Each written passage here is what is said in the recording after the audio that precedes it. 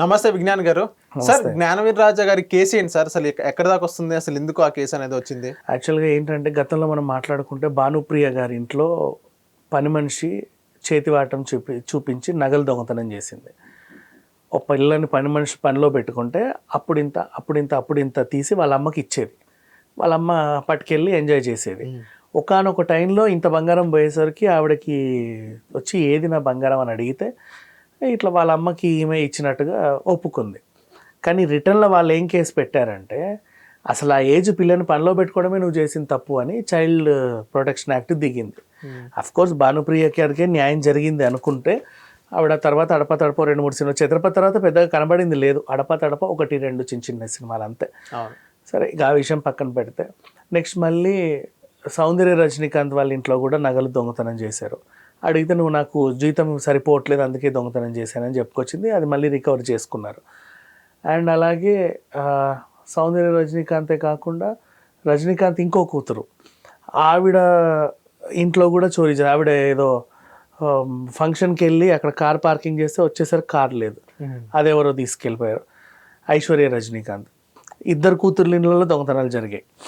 మన character artist Sumitra Pampana అని ఒక ఆవిడ ఉండేది. ఇప్పుడు అదేంటిది గుప్పెడంత ఎటో వెళ్ళిపోయింది మనసు, ఏదో సీరియల్ చేసింది. సో వాట్ ఎవర్, ఆమె ఇల్లు ఇక్కడే శ్రీనగర్ కాలనీ. ఏదో ఊరెళ్ళి వచ్చేలోపు వాళ్ళ ఇంట్లో నగలు పోయాయి. చాలామంది ఇళ్ళలో పోతున్నాయి. ఇప్పుడు అలాగే చూసుకుంటే జ్ఞానవేల్ రాజా గారి కేసు విషయానికి వస్తే వీళ్ళ ఆవిడ నేహ ఈయన కలిసి చెన్నైలో అక్కడే త్యాగరాయ నగర్లో ఉండేవాళ్ళు. వీళ్ళు లక్ష్మి అనే ఒక మహిళని పనిలో పెట్టుకున్నారు. మనకి జ్ఞానవేల్ రాజా గురించి పెద్దగా తెలియని వాళ్ళకి చెప్పాలి అంటే ఇప్పుడు కంగువ నిర్మాత, గతంలో కూడా నా పేరు శివ, యుగానికి ఒకడు, ఆవార, కార్తీతో చేసే చాలా సినిమాల వరకు మంచి పెద్ద ప్రొడ్యూసరే. అంటే తమిళ వాళ్ళు ఎక్కువ గుర్తుపడతారు, మనకు కొంచెం తక్కువగా తెలుసు. సో ఈయన నమ్మాడు ఏదో పని మనిషిని. ఆవిడ ఏం చేసింది, అప్పుడింత ముక్కు పుడక చెవు పుడక తీస్తూ ఒకేసారి మొత్తం కాజేసింది. మొత్తం తీసుకొని ఎక్కడికైనా వెళ్ళిపోవచ్చులే అనిపించింది ఆవిడకి. తీసుకుంది, ఫరారీ అయ్యి ఫోన్ స్విచ్ ఆఫ్ చేసింది.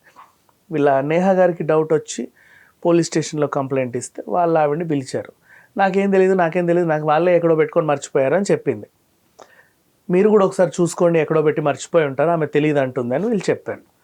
వీళ్ళు కూడా ఏం చేశారు, సరేలే అని చెప్పి మళ్ళీ నిర్ధారణకు వచ్చిన తర్వాత లేదు ఖచ్చితంగా పోయాయి, మేము ఎక్కడ పెట్టలేదు అక్కడే పెట్టాము, ఈవిడే తీసిందని కాన్ఫిడెంట్గా వీళ్ళు చెప్పారు.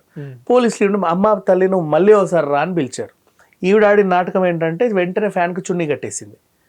చున్నీ కట్టి నేను పోతున్నా అనేసరికి వాళ్ళ కూతురు పోలీస్ స్టేషన్కి వెళ్ళి మా అమ్మ ఆత్మహత్యాయత్నం చేసింది, కారణం వీళ్ళు నగలు పోయాయని వేధిస్తున్నారు, అందుకే ఆమె ఆత్మాభిమానం దెబ్బతినింది, ఆమె మనోభావం దెబ్బతిని ఆమె చనిపోవాలనుకుంది అన్నారు. అంటే రిటర్న్ కేసు ఇప్పుడు ఆ కూతురు వీళ్ళ మీద పెట్టింది, మా తల్లి ఆత్మహత్య యత్నానికి కారణం మీరు అని. సో ఇట్లా అయింది. చాలామంది సెలబ్రిటీస్ పెట్టుకుంటున్నారు పని వాళ్ళని. కానీ సో ఇంకోటి చెప్పాలా, ఒక సందర్భం వచ్చినట్టు చెప్పాలనుకుంటున్నా. గోల్డ్ నగలు పోయాయంటే వెంటనే చాలామంది గోల్డా అని అడుగుతారు. గోల్డ్ కాదంటే గోల్డ్ కాదులే. కానీ గోల్డ్ కాకుండా కూడా జ్యువెలరీ ఈజ్ ఎక్స్పెన్సివ్, చాలా ఎక్స్పెన్సివే ఉంటాయి. ఇప్పుడు నగలు మినిమం 15,000 20,000 ఉంటున్నాయి. ఆ స్టోన్స్ కన్నో ఆ డిజైన్స్ కన్నో. ఇప్పుడు టెంపుల్ జ్యువెలరీ ఉంటుంది, దానికి కూడా మినిమం 15,000 20,000 ఉంటుంది. గోల్డ్ కాకుండానే, గోల్డ్ అయితే ఇంకా లక్షల్లో. ఆ విధంగా సో అవి కూడా నగలే.